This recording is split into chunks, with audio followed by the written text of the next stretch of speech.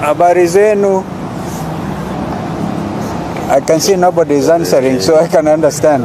This is a very funny. I can understand. Kameza. Yes. Ni wewe.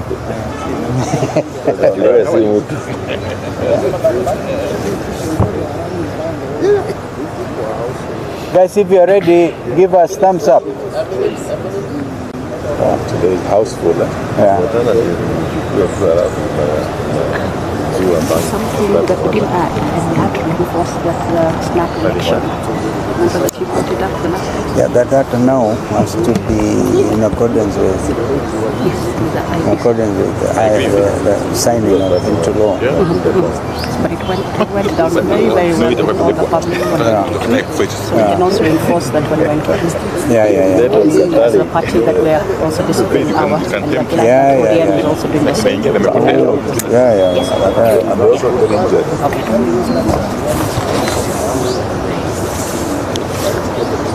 Who will give us the thumbs up?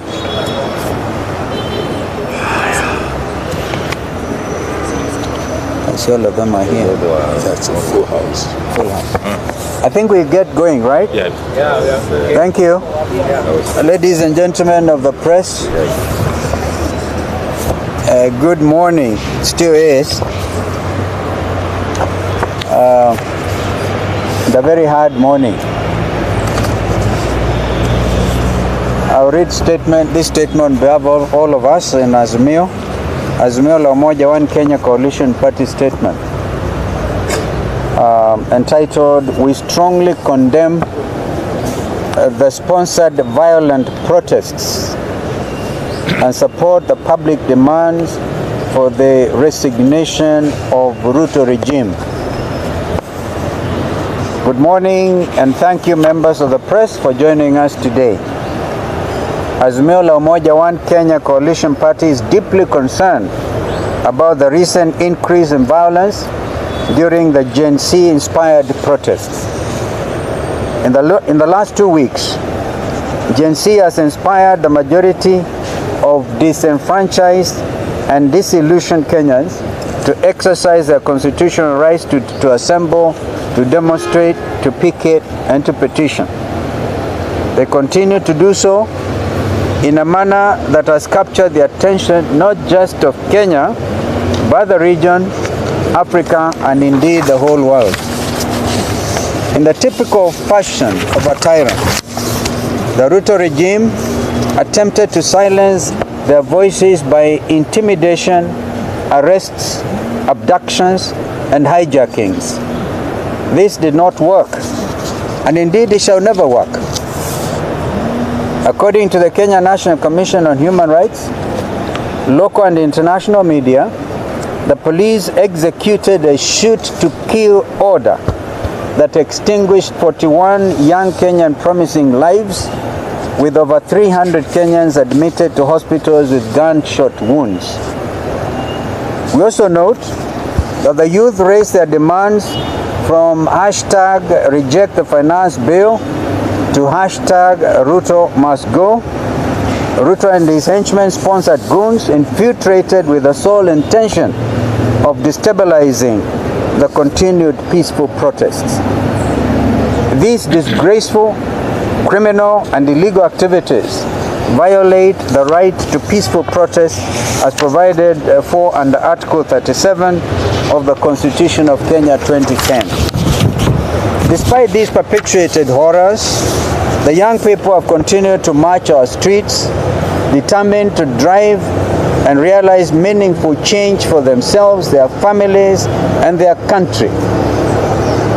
We have observed that the intention of yesterday's well-organized, coordinated, and state-sponsored chaos was to undermine and denigrate the Gen Z-inspired nationwide nonviolent protests.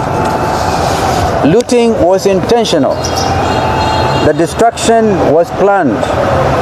The torching of public and private property worth billions of shillings was carried out in collaboration with the already corrupted security forces in the full glare of the media, and indeed the international media as well as the onlookers. We also note that despite a court injunction prohibiting the use of live ammunition, tear gas, and crude weapons to disperse protests, police continue to deploy arbitrary gunfire, resulting in innocent deaths and injuries. To restore peace in the country, we demand that the police act swiftly in identifying and apprehending all the violent and criminal elements that infiltrated the peaceful protests. There are many questions that Gen Z, Azimio, and the world have, the two most significant of which are: why is Ruto, through his henchmen and thugs, hiring goons to destabilize constitutionally protected protests, causing chaos and mayhem? Is the goal to declare a state of emergency and suspend the constitution?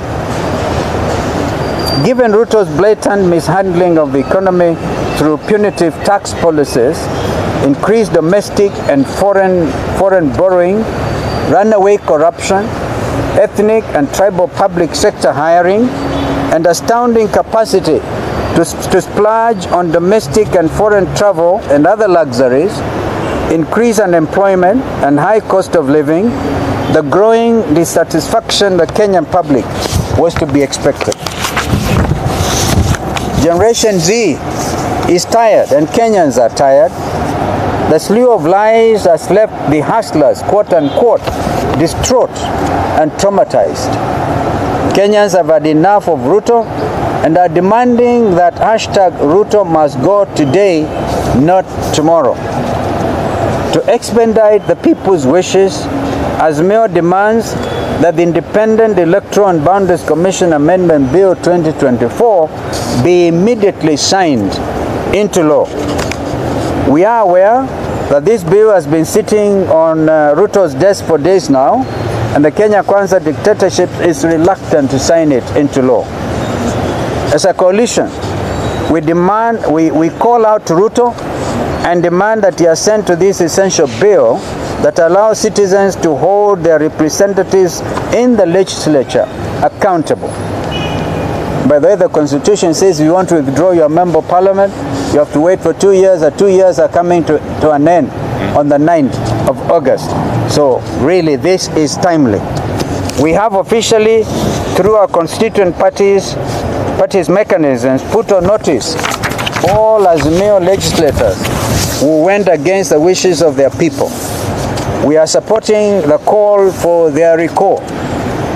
We continue to offer our condolences to the families of all those who lost their loved ones from the police bullets. We also wish those admitted to different hospitals quick recovery. We also note with concern the intention to divert the public attention from the real issues by purporting to adjust the salaries of senior state officers, members of parliament, members of county assemblies, and governors upwards at a time when the country's economy is not doing well. We urge our members to reject the salary increments. We call on all Kenyans to unite and defend the values of justice, democracy, and peace for which this country has been known. As a coalition, we are steadfast in our commitment to advancing the interests of every Kenyan citizen. Finally, it is time for Ruto to take responsibility for all his actions. He has blood on his hands, and he should go to allow for a smooth transition of power. Thank you, and may God continue to bless our country, Kenya. I can only very quickly... Members of Parliament. Sorry, we have 2 members of Parliament, the leaders actually, the leadership of Parliament, both Honorable Wandai and Honorable Mbui, the leader and the deputy respectively.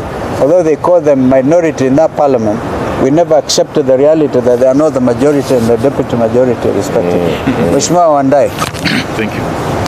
Thank you, Your Excellency. I just want to clarify to the nation, really, that first and foremost, it is a matter of fact that the Gen Z and indeed the public have been calling for the reduction in salaries paid to senior state officers and public officers, including members of parliament. And therefore, it would be insensitive for us as members of parliament to accept any purported salary increment amidst the rage that is out there.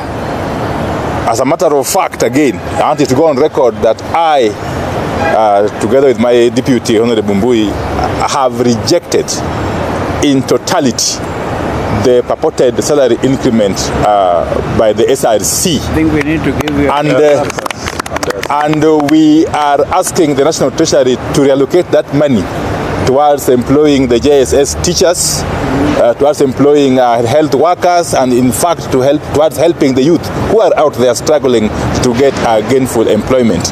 I'll be, of course, together with my deputy, calling upon my colleague members to follow suit. Thank you very much. Thank you. Thank you. If there's something my colleagues may want to add, but you may have noticed that over the weekend, while in Kitui, I did call for the possibility of a snap election, and actually gave comparison between Kenya and what is happening also in the region. When the French President Macron realized that his party lost majority during the recent European elections, he called for a snap election. The French are on to that. Tomorrow, the 4th, Prime Minister of the UK, Mr. Sunak, also called for elections, really literally snap elections, on July the 4th, all over the UK. This is a moment for Kenya. But that's why we are calling for very quick enactment of the IBC Amendment Bill 2024. So at least there may be a possibility, assuming the youth in this country will allow that opportunity to happen. So that's one of the things that we made very clear over the weekend. And again, we looked at what happened in Parliament, the desecration of Parliament. There's blood right outside the entrance to Parliament. And we suspect, I've never gotten this confirmation, the young man who sat on the Speaker's chair was brought down. Blood right in the chamber. How, in all honesty, will members of Parliament want to sit in a place like that? These are some of the questions that we must ask as leaders. But, Mheshimiwa Eugene, Is there any questions? if there are questions, I can deal with them. What's the question from this end? Cyber Info representing the African Governance Report 2023 under the African Peer Review Mechanism actually highlighted this particular issue. Speak out. Highlighted this particular issue. You know, you can step out a bit And speak so up. we can hear you. The African Governance You Architecture. just come right there Okay. so we can hear you. Yes, Yeah, because the media actually, so the media can focus on you. The African Governance Architecture under the African Peer Review Mechanism gave a report on governance, and they highlighted these particular issues on youth, on unemployment, on various other things. And there's also a plethora of issues within this particular report. Are you calling for a transition committee? And in this particular transition committee, who do you have in mind as Azimio? Transition committee at the national level, Yeah. that is where if the institutions, Perhaps also considering the youth are also disgruntled with these particular institutions to include parliament and perhaps the judiciary. And that can be witnessed by the banning of parliament and the banning of the judiciary. So what can you say about this? that is a lot of food for thought, but Jeremiah, I think you had given some thought to it. No. All right, let me just say, clearly, when the Generation Z started with the reject finance bill, there are those who had estimated their resolve. And what we have before us now is hashtag Ruto must resign. What we hold as Azimio also is that the executive plus the legislature should give way so that we can be able to get a new start. We need radical reforms in the country. We do not want cosmetic application. We actually need a radical reconstructive surgery of the institutions that have been affected. And with this, of course, we will be inviting even the judiciary to look at possibilities of helping us through this transition. But it is an issue that needs to be processed by us properly so that we are able to come up with an idea or a suggestion that will ensure that the country moves on. What we do not want is the country to go the Somalia way. But we are certain that we cannot be able to live any longer with William in power, with William and his cabinet in office, and equally with a parliament that have been impeached. So we have provisions in the Constitution.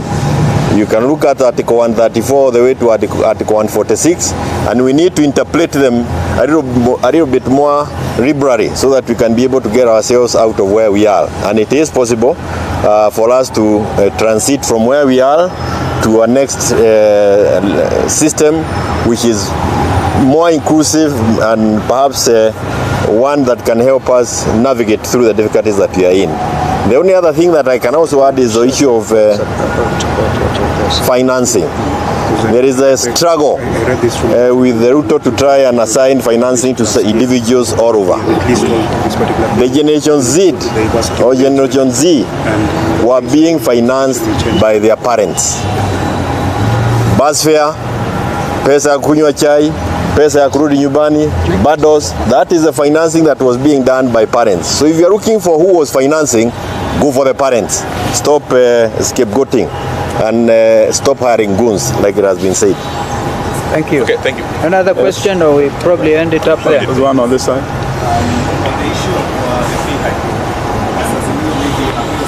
I think you better be seen by your colleagues. You think? These are days of absolute transparency. What do you think? You will not ask a question in secrecy. Yeah. So, anyway, go ahead. Yes, the issue of the pay hike. As Azimio, given a directive to the coalition governance, we get the pay hike. The pay rise. We're going to do that. I think that, well, It was he has spoken on behalf of the National Assembly.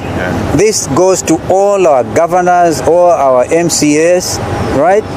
Complete and total rejection. In fact, it's like kicking our youth on the teeth. When they have been shedding blood to have a better country, then you go and do the opposite. Yeah, very good. Thank you. Thank you. Thank you.